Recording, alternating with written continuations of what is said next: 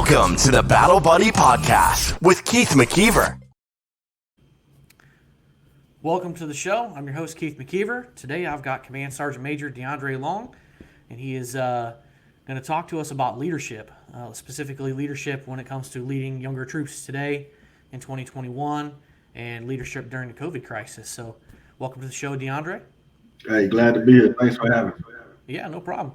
So go ahead and just tell us a little bit about yourself, where you're from, how you ended up in the military, what you've kind of done throughout your career, catch us up to where you're at today. Okay.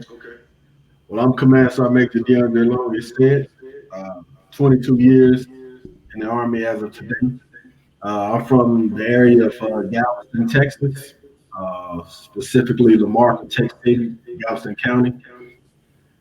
I joined the Army because, well, I always knew I wanted to join the Army, but my grades in high school wasn't what they should have been. I could feel you on that one. Yeah. So, I was a C student at best. Yeah, definitely. And so I lost my college scholarships to go play ball and, because of my grades and everything. And I was more interested. What sport did you play? I was I had football scholarships. Okay. Yeah, so I was more interested in other things around the school versus the work. So it's not very exciting going to school every day. Yeah. Learn and do a bunch of crap you don't want to do. But, it's a process you got to go through. Yeah, I missed my calling, man. I thought I should have been a comedian, man. But you're still young, man. You got your whole life ahead of you to carve out another career. Oh, yeah. But, so I joined the military as a 19th Delta Cavalry Scout. Went to Fort Knox, Kentucky back in September 98. And my first duty station made me reevaluate my life. My time in the military, my first duty station was Fort Wainwright, Alaska. So, yeah. I can understand why that would make you reevaluate some things.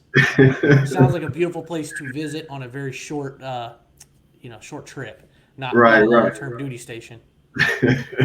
I got a buddy up there right now somewhere in Alaska, and it looks absolutely miserable. Shout out to Kalen Cronin on that one. All that snow in your backyard. Oh, no. But yeah, man. So I served as a gunner and a driver in Fort Wainwright, Alaska. I left Alaska. I reported to 47 Cav, Gary Owen in Korea, and was a gunner there. I earned my first, 10 T's Top Gun. My first time running Top Gun on the Bradley.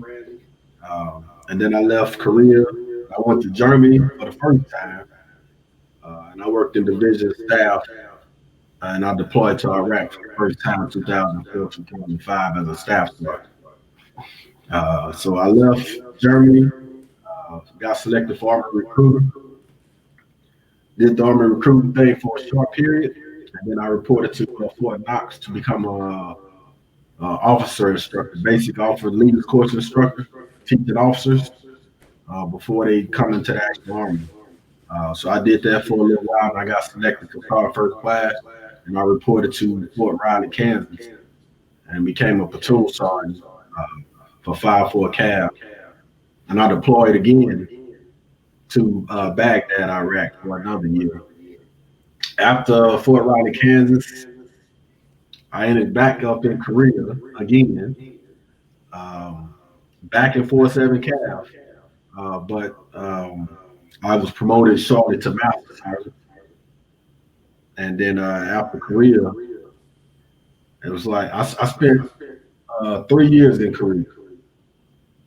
And they made me leave. They said, you gotta go. You can't. So you actually liked it, huh? Yeah, I love it, man. Really? Yeah, I've always heard kind of mixed emotions. I guess it just depends where you're at and what you're doing. But it seems 50-50 from what I've heard over the years. Closest I got to Japan. Yeah. So I would go for 2 to 3 week trips. And I would leave from South Korea. I go to the Philippines. I go to Malaysia. I go to Singapore. I go to China. I go to Thailand. Then I come back to Korea. Good for you though, because when I was stationed in Japan, I was only there for 2 years. I to this day kick myself in the rear end. I'm like, man, why did I not just take a quick hop to Korea? Why did I not, save up some leave and instead of coming home, sorry to my family, but why didn't I, head down to Sydney, Australia or something like that? When you're already that close, like. But young and dumb, I didn't think about it. But good for you, having the thought to make those trips of a lifetime. Right, absolutely, man. So shortly after leaving Korea, I became a first sergeant at Fort Benning, Georgia. I was an infantry first sergeant, and then I became a tanker first sergeant, all for basic training in AIT. And I came full circle to serve again like that. But shortly after Fort Benning, I went PCS to Camp Shelby, Mississippi, and became an OC out there training National Guard units. Um, and from there, I was selected for Sergeant Major. So I reported to Fort Bliss, Texas, went to Sergeant Major's Academy, Class 67, lead, learn, inspire. And after graduating as Sergeant Major, I served as Operations Sergeant Major for 1/6 Infantry and deployed with 1/6 Infantry for 1 year. Returning from that deployment, I became an instructor and a teacher at a military junior college, Marion Military Institute in Alabama. So while I was there in Alabama teaching for 2 years, I was selected for a command sergeant to serve here in Germany. I arrived in Germany September 2020. Awesome. Yeah. So that gives you, talking about leadership today. There's parts there that I didn't know that really gives you a very unique perspective to have taught officers and been a recruiter, especially throughout different parts of your career, to have seen totally, I won't say different generations because we're kind of the same generation in some ways. Some of us are millennials and, Right. kind of crossover generations there, but Right. either way, there's still big differences to somebody, that's serving today versus, like when I was in the late 2000s. So what big difference, do you see today in leading troops that are just, that let's say 18, 19, 20 years old now that have grown up with the whole world, being involved in the war on terror, whereas we had the privilege and we were lucky enough to had some peaceful times in our youth. Yeah. So two things. One, for us, speaking for the Army, the Army values haven't changed. Like our bedrock foundation hasn't changed. What has changed is our approach to accomplishing the mission. So when I joined the Army, it was you was told to do something, you did it, you didn't ask questions, you moved out, you draw fire. Today's soldiers, they need to know the why they doing it, the task and the purpose. And in today's Army, man, it's a cause and effect. I don't mind doing what you're telling me to do, but tell me why I'm doing it. Some people care or perform better when they understand the purpose. Telling me to do something just because you want me to do it, I might give you 10% effort. It get done. You may not be satisfied with the outcome, but maybe if you get somebody to buy into the why, then you can get them to do anything. Just tell them the why, the cause and effect. If you do this is the possible outcome, and this is the outcome we're looking for. But if you don't do this, then these are some possible outcomes, and this don't benefit you or any of us. And so, helping people understand the cause and effect. I mean, we do that with our kids, we do that with family, we do that with our friends, helping them understand the cause and effect. And I think that's important. So, growing up in the days that from 1998 to 2007, 2008, it wasn't like that. But now, I got that a few times. Just shut up and do what I told you to do. Shut up and color. Sir. Yeah. You hear it all the time. Shut up and color. That ain't your job to think. You don't get paid to think. You get paid to do. I know that kind of makes me think back to my first day on shift when I was in Japan. They handed me the keys to a patrol car, and I'm fresh out of tech school, and the tech sergeant just says, "You know how to get over to the other side of base?" "Yes, sir." "All right, that's your patrol zone." Man, I didn't even have a ticket book. I didn't even know the call signs on the radio. I'm like, he just threw me at it. Like, I couldn't ask a single question. He's like, just get in the car and go. I'm not answering Yeah. any questions. You gotta be kidding me. You're not giving me any information, man. So yeah, I'm sure it's totally different now. You got to make sure people are qualified. I was totally unqualified for that at the time, Right. but they just throw you at it like, hey, we don't have the bodies. We got people deployed. We got things going on. Like, somebody's got to do it. You're up. I don't Right. care if it's your first day. So Some people work well in those environments, man. sink or swim, Some right? people some people need to be thrown straight to it and challenged. And that's one of the things we have to do as leaders today as well. Is we gotta find ways to challenge our subordinates because today's youth get bored easily, quickly. Instead of working, they'll rather play video games or not be doing anything. So you have to challenge.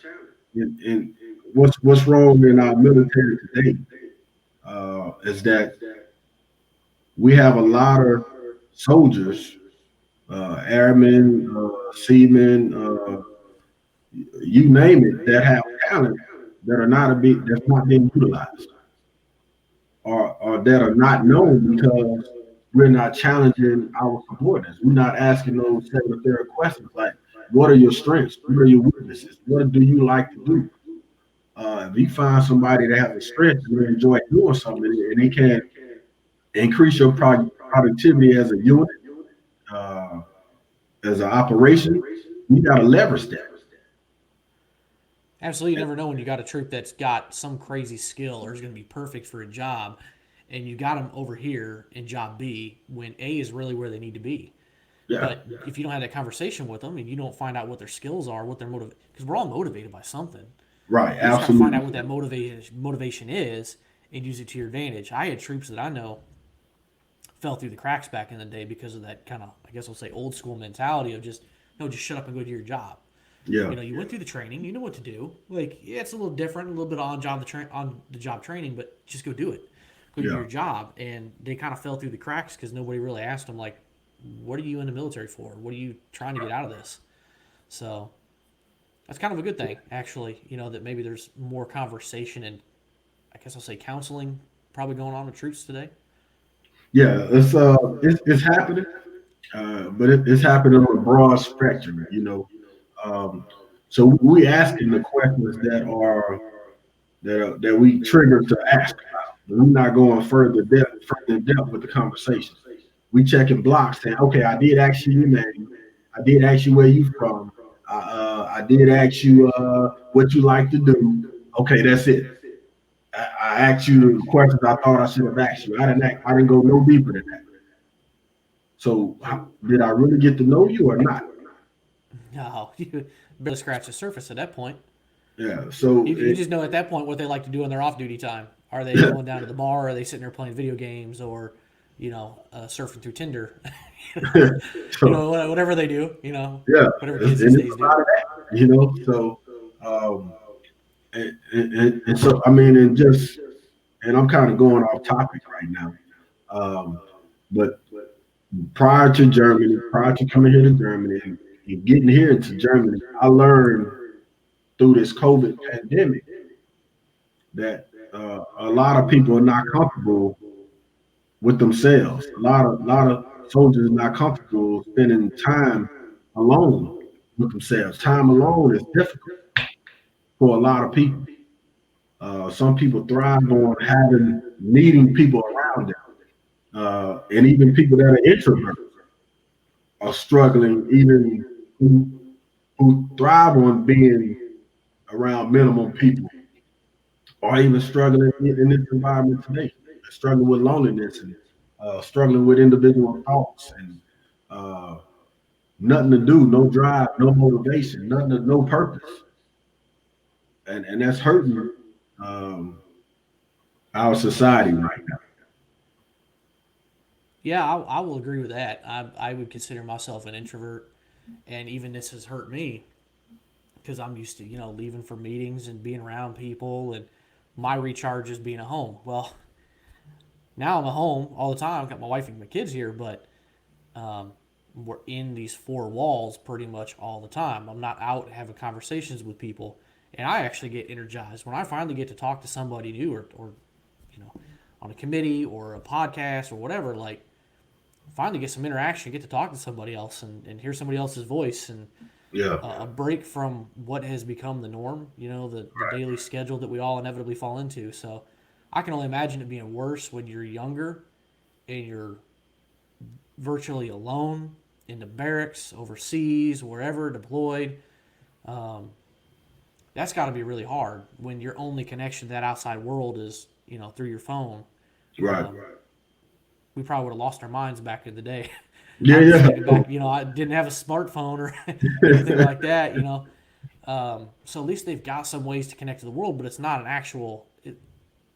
It's not a direct replacement for being around people. So, Right. and And with that, we go human, ahead. man. All of us have needs that it's a difference, wants and needs, and we have what we consider what is a need for us. So our own survival techniques and tactics personally. So, um, and when you can't grab hold of that, it's like, man, what do I have? Um, and people mind start to wonder, man. And your mind is a dangerous place to live in. Uh, and so a That it lot of has. yeah. So I mean, so what we deal with today, what's been the strongest issue that I can say across the board has been relationship. Failed relationship has caused so many issues and concerns across the board. So, So yeah. speaking of COVID, what was that impact? As a leader trying to navigate through everything when all that started almost a year So ago. I'll take you back to um, when I was teaching at Mary Military Institute. I was there when COVID kicked off back in March. So the cadets had just went on spring break, and the pandemic had just kicked off, and they made a conscious decision not to bring students back. One, because of resources and the information, and there was no playbook at the time of how to deal with COVID. Nobody knew uh, what step one was, what step two, what step three, and the information that was coming out was contradicting itself That's a good every point other because week. it's hitting the whole world basically at one time at that point, and it's not like we could sit there and look at China as an example of what they were doing because we didn't really even know what was going on there. Right. What the real truth is. I don't know that we really still do, but see how good. So, and so during that time, man, it was like we knew one thing. We knew we had to find masks. Now everybody got a mask. But think about March. Think about April. Think about when they said you couldn't go anywhere without a mask, and people trying to find masks, and the struggle and trials that came with that. And And don't then forget people about the hand sanitizer and the toilet paper. hand sanitizer, toilet paper. Oh my God! What were we doing? Maybe it'll go down as the great toilet paper shortage Yeah, of all time. yeah, man. So when you start thinking about that time period, you just go back to that mentality back then. Uh, we were just trying to figure it out. We were trying to still have a normal life, figure out where we fit in during this pandemic, uh, and then financially, it burdened a lot of people. So think about all these, combine all these issues. You started shutting down restaurants. You started shutting down stores. You started um, just taking away people's livelihood, or routines that people were used to. that they felt they needed to survive. Their daily gym routine every morning. Now you say, don't come to my gym for the next 30 days. You just messed up my whole world. Oh, it was a massive change. Yeah, Actually, I want to thank my military service for being able to just adapt to that yeah, actually pretty quick. Because I'm like, okay, it is what it is. This is what we're told we need to do. Let's just hunker down and deal with it. yeah. And but I know not everybody has that skill or that mindset to have dealt with a lot of change in their life and just be able to kind of roll with it. Now it's Right, getting old, but at the time it was like, okay, let's just hunker down and it'll be gone in a couple of weeks, right? right. Something like Yeah, that. This is what it seemed couple of like. weeks. Yeah. So, how was that like? I know that that was difficult as a leader, and the students weren't there, but how was that? Still impacting them and their learning and things like that. Were they just gone, or did it turn to e-learning? What Yeah, what kind of resources were there for them? Because I know that's got yeah. to be tough for them too. To So man, I would tell you, I was teaching online. I went to Blackboard teaching, like face to face, like we looking at each other now. And that's how I looked at my students. And I taught them, and they read their reports, they read their papers, they did everything, and I was teaching 3 times a week. So I did the graduation, everything, you name it. We did the virtual graduation, we did all of the above with the students at home with their parents. Then they pop up on camera when it's their turn, and we had to adapt. We had to adapt quickly, um, and we learned so much about technology to another level. So it did increase a lot of our awareness. It did help us develop to a more diverse stream of learning, and but it also brought us together closer, even though we were separated. So we had to figure out ways to still uh, come together, communicate, and, and so that's what the pandemic. That's what it provided. It provided us another level platform to communicate more and often as opposed as a leader. Because if I didn't care about it, now I had, I had to call and check on you to make sure you was all right. I had to call and check on you to make sure you was okay. I had to call and make sure your family was all right. I had to call and make sure y'all had what y'all need. You know, uh, I had to call and make sure you didn't have COVID. yeah, good point, right? Like if you Yeah, don't show up for a day or a couple of days or don't turn an assignment in, what's up? Your right. mind's got to automatically go to oh crap, now one of these guys has COVID or something. But Yeah. So everything, yeah, it was no playbook. And it's still not a playbook today that you can open up and say, when COVID happened, these are your steps. This is what you do. This is not a fire drill. This is like reality of what we're dealing with right now. So when I think about the pandemic and how we reacted to it, it was like the first time we went to war for our generation when we took off in 2003. We didn't know what we were getting ourselves into, and we stayed the course for over a decade. But when we first went across the waters in 2003, it was unknown. The intelligence was across the board different. Uh, our availability to perform on the battlefield, different echelons was different. Who was to your right, who was to your left was different. We had to rely on each other to get through it. a lot of Same learning in thing. a short, a lot of learning and adapting in a very short period of time. Right.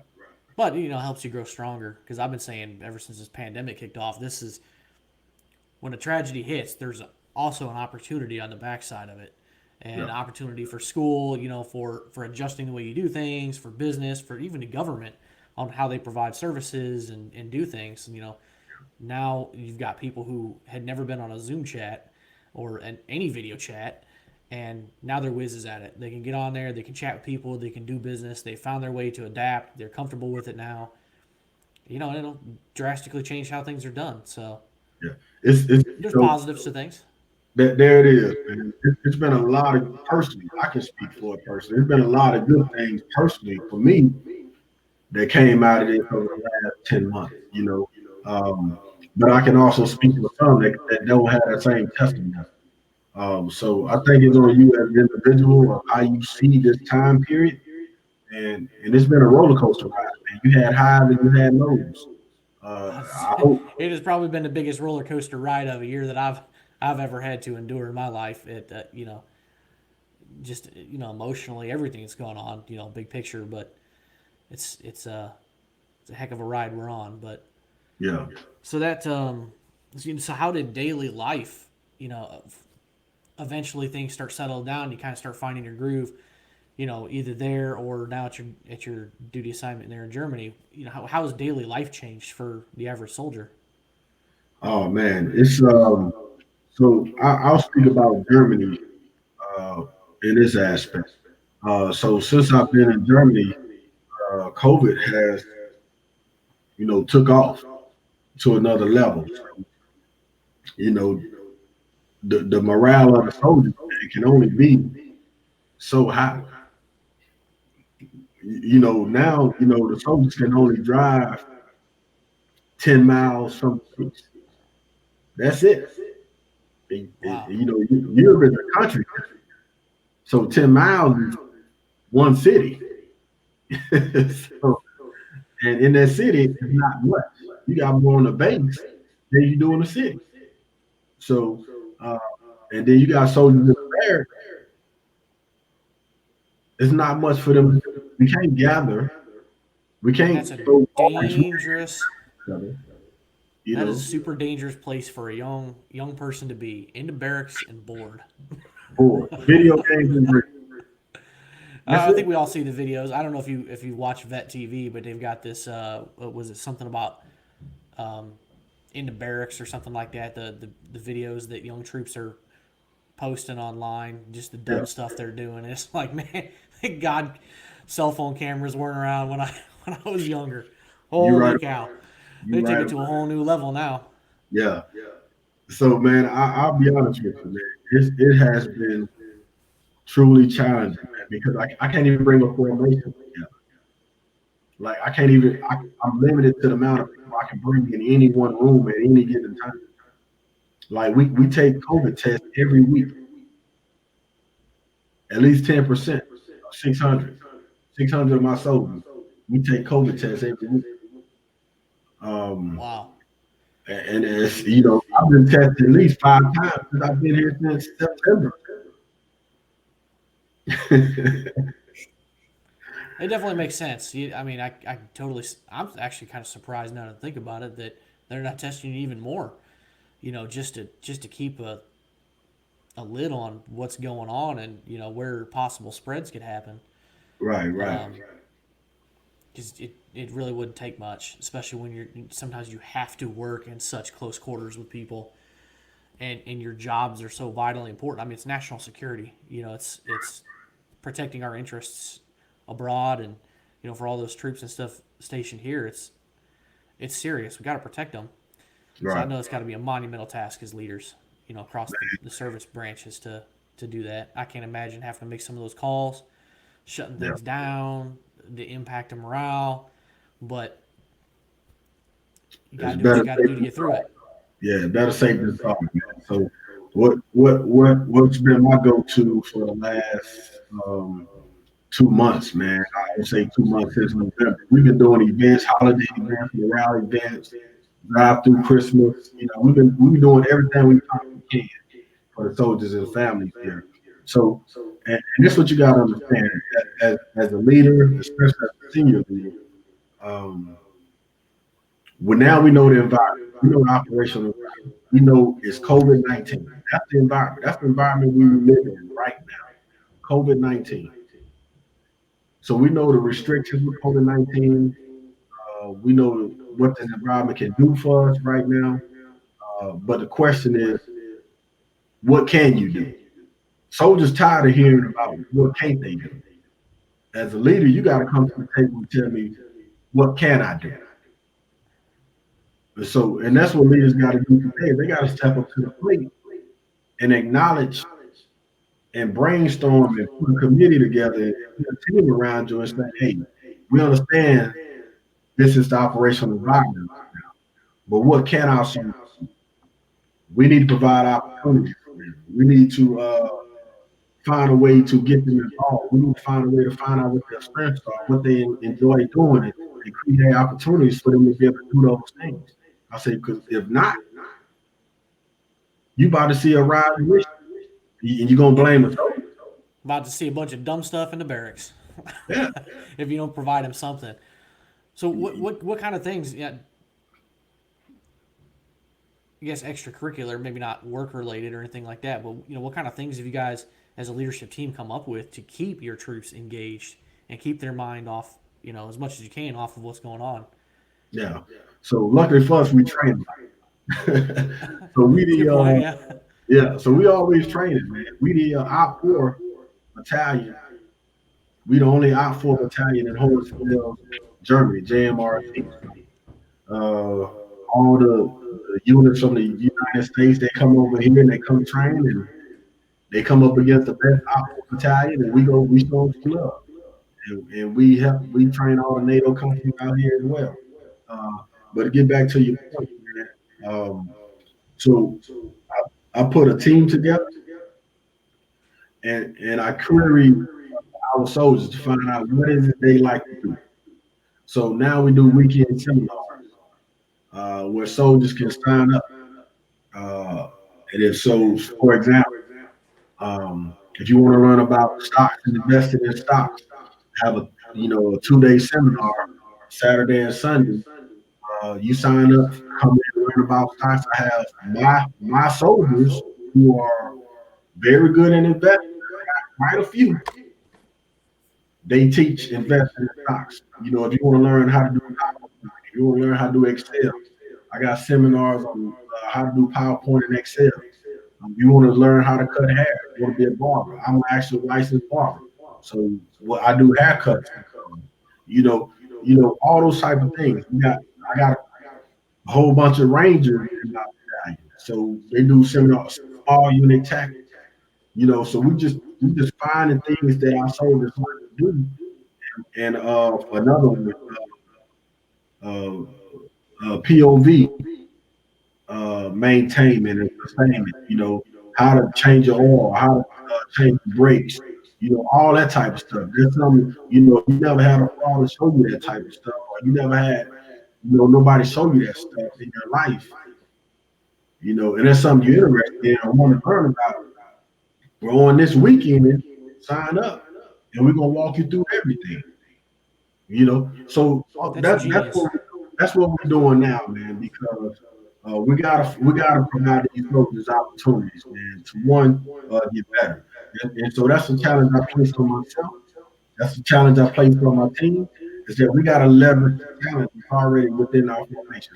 I'm no longer looking outside for people to come in and teach my guys and gals anything. I know I got talent within my formation. So now I'm just leveraging the talent to make everybody else in my formation who desire to get better the opportunity to do so. That's a really good decision, I think, because especially with COVID and when you're not that close to a lot of people, that lets your troops know who that subject matter expert is.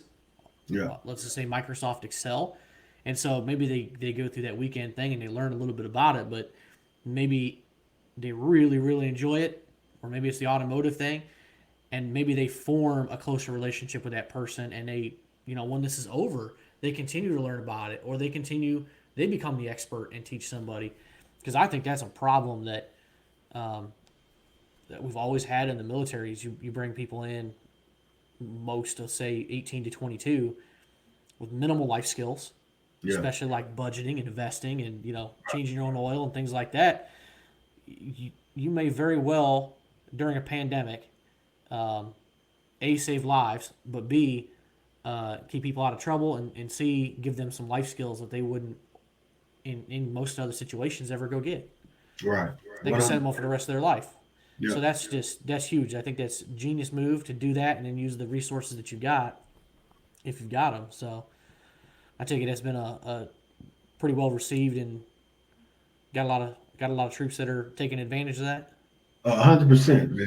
So, another thing I learned, man, is that I got a bunch of influencers within my formation. So you got the people that other soldiers look up to. And if that one soldier they look up to saying, hey, I'm going to run a mile today, everybody who look up to that person is going to run that mile with him. And so I figured out who those people are in my formation. And so I always put those little nuggets in their ears and I tell them, hey man, you might want to go to the education center and sign up for classes next semester.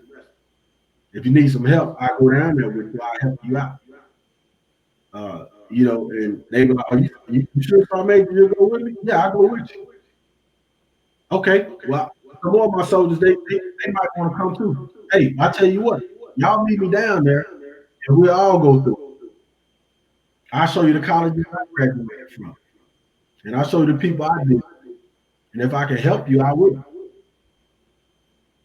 And just those little nuggets like that and just let them know you care. Because we got a problem with lip service today. That's the biggest problem that we face right now. Me telling you I care about you, but there's no evidence that shows that I do. I think we've all had leaders like that, that on one hand they want to say that they care about you, but they really don't through their actions. Yeah. And then you've got the people that really do, like just flat out genuinely care. I know I've got a list of guys that I served with that, hell, I'd fallen through a brick wall. They would have done anything to help me out, treat you fair, really cared. Like, you can tell when somebody comes up and asks how you're doing or how your family's doing and when it's sincere or not, Yeah. And that's a shame when you got somebody in a position that can't do that, isn't sincere about it, doesn't really care, and yet they've got to lead people, and people's lives are literally in their hands at certain points. Yeah. So Man, I imagine that was quite a challenge for you to come into that unit just a few months ago, try and find out of 600 people who these key players are. I can't imagine, stepping into an organization like that, and trying to figure that out kind of on the fly when people are got to be separated from each other. So how hard was that for you? Man, it was an investment, man. So um, my biggest mentality thought process, man, is that um, I can't withdraw what I did in the past. So my deposit into this unit, man, was me showing up every weekend, Saturdays, Sundays, off days, holidays. I was at the unit. I was walking the barracks. I was spending uh, 10, 15 minutes at each CQ duty or staff duty desk. I would just talk to the soldiers go do it. I said nothing else. I had 5 companies and I had a staff duty desk. So that was 12 soldiers I could get to know every day. So that was my mentality. I come in every weekend. I can get to know 12 soldiers every day. Like legitimate. Beyond me seeing the soldiers during the weekend in my headquarters. I know I can get to know 12 soldiers every weekend at a minimum. And so I used that since September to start engaging. And since I started engaging those 12 every day, I was learning to learn more about war soldiers. And as I kept showing up, instead of the 2 being there, now it's 4 there. Now 6 there hanging out. Or it's people coming in bringing in their food or doing their laundry. Next thing you know, they talking to the sergeant major for 10, 15 minutes.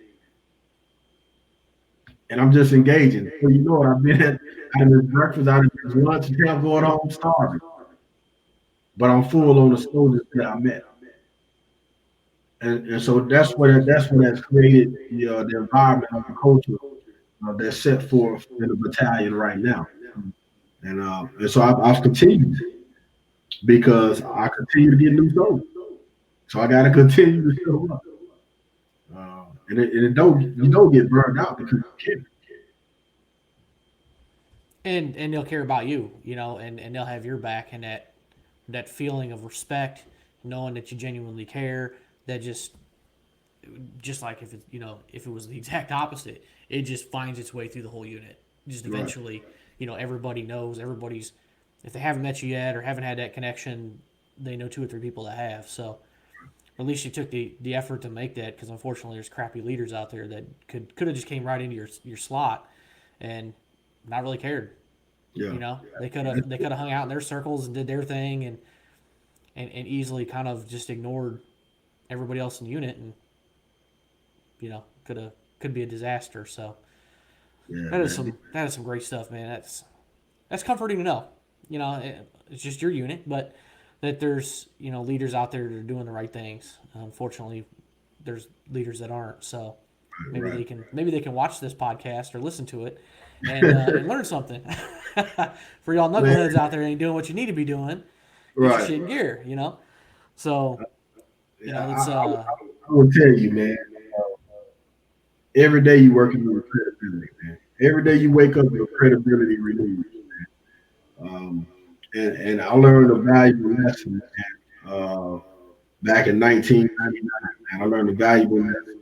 Um, I met a soldier when I first got to the unit. We vibed very well. We were very cool. Some things transpired. I met one of his friends like 2 days later.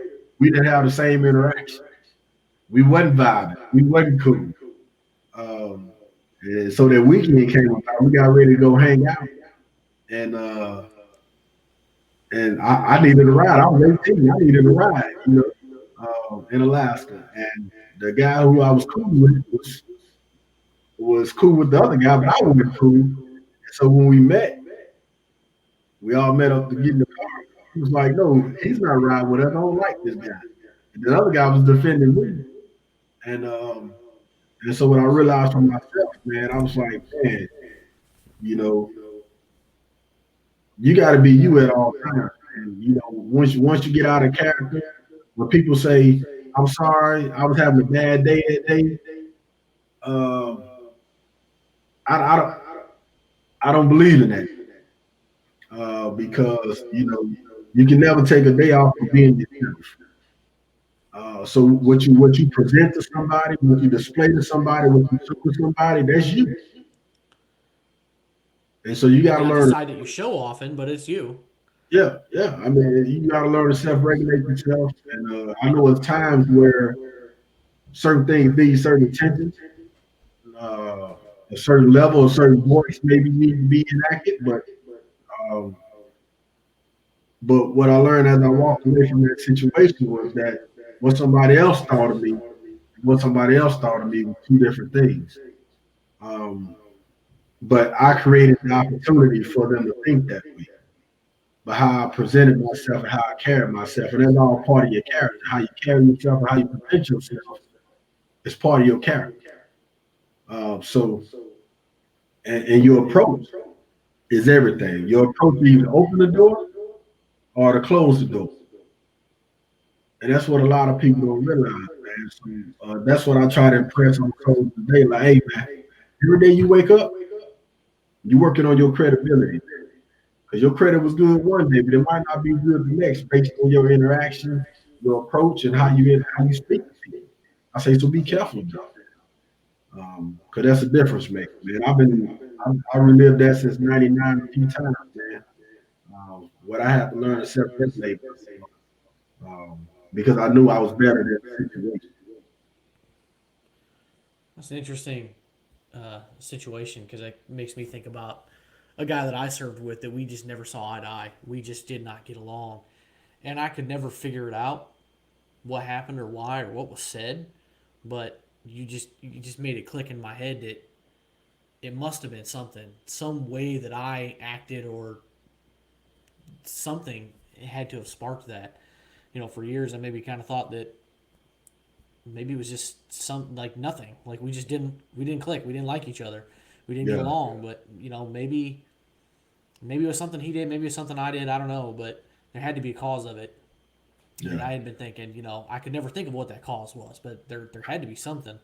yeah, And I think he was a pretty decent guy. I mean, he was a pretty decent leader to other troops. Just him and I didn't get along. He actually went out of the way to help me, um, get back in, to running and try and get myself back in shape when I let myself go a little bit. And he didn't have to do that, especially for someone who didn't like me. And it was pretty right, obvious. Yeah. I mean, it was you could cut the tension with a knife. So, Yeah. show some leadership skills there on his part. So, but that's that's some great stuff on leadership and looking at and how troops what's going on today with COVID and how things have changed. So, Yeah. with Yeah. that, go ahead and wrap some things up here. But I've always got 3 questions that I ask at the end of a show. What advice would you have for anyone looking to transition out of uniform today? Man, I would tell that person to really sit down and figure out what do they enjoy doing. Do you really want to invest in another career? Do you want to invest, or do you want to invest in yourself? It's something that you can leave here and be your own boss. You've been under somebody else for so long. Do you desire to go do that again, or do you have the talent and ability to step out on your own, step out on faith, and do something for yourself? Because believe it or not, the military prepares you with all the skills you need to survive in today's world. You're surrounded by it. If you're in the military, you know exactly what you need on the Army side. I can speak for the Army. If you've been in the Army, you know exactly what you need to start a business. The Army surrounds you with everything. It surrounds you with a section at your job called your S1. That's your admin. You know you got to deal with admin. You got an S2. That helps you understand you got to deal with the security of your job. What do you want to do regarding security? Your S3, your operation, your planning. What does that look like? Your S4, your logistics. What does that look like for you? Your S6, commerce, uh, your communications. What does that look like? Your S5, your finance. What do you need to establish? So you have all the tools you need. You have a chain of command. You have a hierarchy. So you know how to put people in place. Who's the boss? Who's the little boss? You got all the information you need to step out on your own and run your own business. So, and you have the means. You have so many grants. You have so many loans and opportunities to step out on your own. Too many resources to get you to the next level. So, I would ask if working for somebody else is something you want to do, or do you have the courage to step out on your own? If you want to transition out the Army, I would tell you use the SFL TAP. It's a great program. It's a Coach for Life program that prepares you 2 years out before you get out the military. And to go through that program, spend as much time in it as you possibly can to help you write your resume, to help you dial down exactly what you want to do, where you want to live, what does the cost of living look like. There's so much that goes on within that program that will prepare you for the outside world. And the third thing is, as you transition, what type of surrounding do you need? Do you need to still be within a military community? Because that's important to a lot of people. Some people say when I get out, I'm moving as far away as possible. I want 100 acres of land. I don't want to see a military base. I don't want to see this. I don't want to see that. That's some people experience, and I get it. But there's some people that still need that camaraderie. There's some people that still need to see somebody with a veteran hat on and say thank you for your service. And some people that still need that community. So Yeah, they still as need I, their friends there for a couple of years or whatever till they PCS. yeah, I mean, Those connections, that support, whatever, because it's different for everybody. right. That's a really good point. Yeah. So I mean, so that's what I say today. It's at the individual user. What do you desire? And once we know that, we can kind of tailor it a little better. But those are the kind of self-evaluations I would ask that person to have first, and to think about it, and be honest with yourself. Um, and answer those questions for you and your family. Those are important. Yeah. Sorry about that. I had to slip a note under the door to my kid, who should know that I'm on a podcast right now recording. Yeah. I don't know what the heck he was doing to the door. Anyway, I was just saying, you talk about the S functions there, and I never really even thought about that. Yeah. that's a great way if you're going to get into entrepreneurship to really look at it. Write that down. Write down what path you're going to take and how each one of those, plays in. Because more, one or two might play into what you're trying to do more than another. But write those down and just start building your list from there. Yeah. What kind of resources you're going to need, and then start going out to try and find it. So here's the biggest thing. I thought about that as a roadmap. Yeah. So here's the big thing. What most of us trying to do when we get out the military, somebody's already doing it. So all you got to do is research those because if you want to do something like what you're trying to do when you get out the military, obviously you already know who's already doing it, or you got some examples of some people that's doing it. So it's on you to leverage what you already know. It's on you to research. It's on you to pull out the phone book. It's on you to go intern. It's on you to go to business. And if you try to start that type of business, it's on you to go walk into that same style of business and just look around. What do they have? Do I need this in mind? Can I go without 6 bathrooms? Can I just have 2? Do I need a 2-story building? Can I have a 1-story?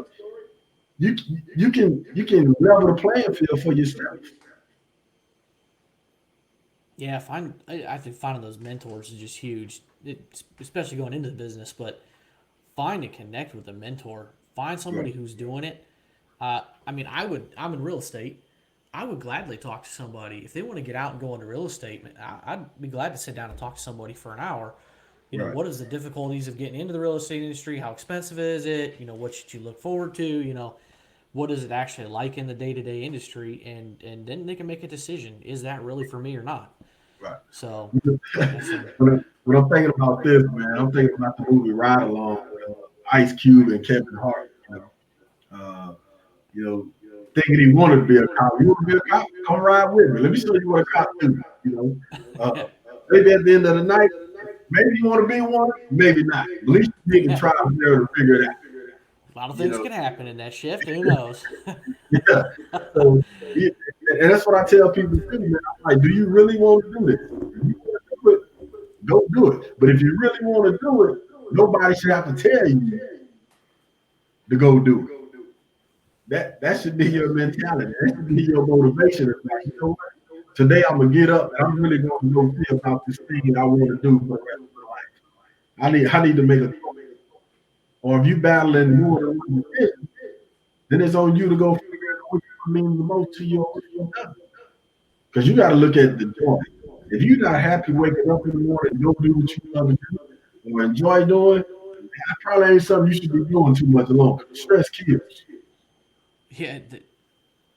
You're just going to burn yourself out real quick. You're just going to be bored, and then you're going to be going to look for option 2, option 3, option 4, whatever. And I can even look back on my experience. I didn't know what I was going to do, but I was like, I'll figure it out. I feel like I landed on my feet, but man, that could have ended wrong. That could have gone bad so many ways. But it is what it is. But yeah, having a plan is good, and that TAPS program, stuff like that, and mentors and all that stuff is important. But flip the script a little bit here and talk about people that are looking to enlist today. So what kind of advice would you have for them? So I would say welcome. Come on, we need you. The 1% needs you. So as you know, the 1% share the military in this country. I would tell those who want to come in now, be good at math. go get the ASVAB study guide now. Get online, take the ASVAB study test now. And when you get an opportunity to select a job that when you get out, you will have credentials, you will have job experience, you will have something that can be used in the real world society that you can step away at any time and have a job. So that's what I would recommend. Do something that's worthwhile. Do something that's lifelong that you can benefit from, and stay in long enough to get an education. Let the military pay for everything. But get started right away as soon as you need. and start give yourself an opportunity. Start saving money as soon as you join. Start saving. Getting that education is a key part there because you may end up in a job that you end up not really liking or not wanting to do on the outside. Because I was Air Force Security Forces, and I pretty much knew. You know, the crime rate on Air Force bases is pretty low, but I pretty much figured out I don't want to chase people down dark alleys and stick my hands in pockets with dirty needles. And I was like, man, I got out and I have people in my family like, oh, you can become a cop? And I'm like, hell no. I'm not going to be a cop. Man, I don't want to do that crap. But no, every day, everything you go do and you see is just it's sad and it's tragic, man. And I'm too happy of a person, man. I don't want to see all that negativity in my life. Now, hats off to those that will. I've got friends and family members that are, man, and I love and I support them, but that's just not for me. You know, I realized that in 5 years. I'm like, that is not me, man. I could probably hack out on a low crime Air Force base, man, but you know, you get out, you're gonna end up getting hired by a big police department, and I'm like, man, I don't want to deal with all that crap. But you know, but if I would have gotten my education, you know, I'm actually pursuing my bachelor's degree right now in business administration. If I'd have been in long and done that, I might have had my degree and then, you know, already had a plan when I got out or something like that. So for those, I would add to it that you know, get a job that you think you're going to like. You may not like it, but get that education because you may end up using both or just a degree or one, you know, to continue on your career. Because no matter what, you get out, you know, unless you're like a freaking 4-star general or one of those rare guys that make it to like 30 or 35 years, you know, you're going to get out at like 40 to 45 years old. You're going to retire at most, and you still got 20 to 30 years of your life to build another career. You know, get those skills when you're in. It's important. It's huge. So that's a good one. And the last question I got here, you know, give a shout out to you know, any kind of military or veteran organization group that you got out there that you think is doing good things that you've heard about or that you've used yourself. So you know, anything you'd like to give a shout out for. I want to give a shout out to my own organization, supporting our veterans and mentoring our youth out of Fort Benning, Georgia. That's my nonprofit organization. I started it during the pandemic in 2020. And so August, we'll be giving our first $5,000 scholarship away to one student to attend college. So I'm excited about that. My website, you can go to it. It'll come through. I'm looking for the camera. But it's veteransandyouth.org. Veteran and Youth? There it is. So support veteransandyouth.org. All right. Veteransandyouth.org. Okay. So that's my website, support veteransandyouth.org. And I'm excited about it. I have 18 personnel staff that helps me run a nonprofit. And my focus with that is having a community for veterans as they get out the military and still having that sense of belonging. And a majority of my staff are veterans, younger and older, and they care about our community and also our youth. And it's so, and our youth are very important. They're very impressionable. So, and it's a lot going on with our youth right now, and fitting in and bullying and lack of structure in the home, education, then mental. COVID on top of it. COVID on top, man. Yeah.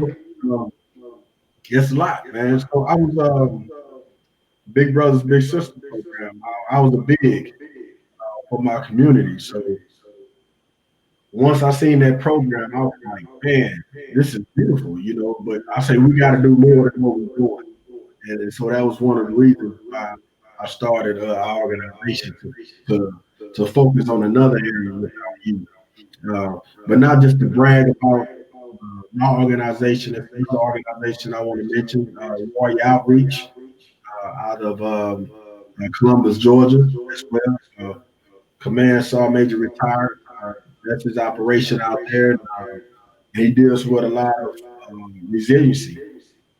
He has a horse farm and everything else for veterans and uh, people dealing with mental issues and stuff like that. Um, so for them to come ride the horses and kind of care for people Yeah. because at this I've actually heard time, before that horses are actually really a great therapeutic animal, which yeah, kind of yeah, surprised me. But you really think about the care that you need to put into it. right. Makes sense. Yeah, so it's a big deal, man. So I definitely want to haul it because Warrior Outreach helped me out as well, and then just being a friend of Command Sergeant Major is huge as well, man. So I'm excited about those two organizations. We partner together. Command Sergeant Major is actually on my board of directors. He approved and disapproved a lot of what I want to do. But those two organizations there in Columbus, Georgia, I want to show love to today. Awesome. Yeah, you have to send over those, the links and all that stuff on there because you definitely want to be able to get that shared out and then put that in the YouTube description and all that stuff so people can find it when they watch this. So No that's doubt. awesome. It's two things I hadn't heard about. So always good to get more nonprofits and organizations out there doing things to help get those resources out there. So because there's a ton of them and it's hard to find them and it's hard to find the right fit. So the more we can highlight them, the more we can do. I So appreciate it. good luck on all your endeavors on that and your friend down there doing his thing. Wish you all the success in the world, especially here in 2021. Who knows Right, what that's gonna right. knows what that's gonna look like. I know I'm involved in a couple of nonprofits and fundraising. I know fundraising and events has kind of been difficult last year, so Right. adapt and overcome, right? Yeah, The absolutely. resiliency, be Gotta be resilient. resilient. Yeah, gotta be. He should have that on lockdown. Hey, He got should it. be good at that. Hey, you gotta So be the ball, not the egg. Be the ball, not the egg. exactly. Yeah. So anyway, it was a pleasure having you on here and talking about these things.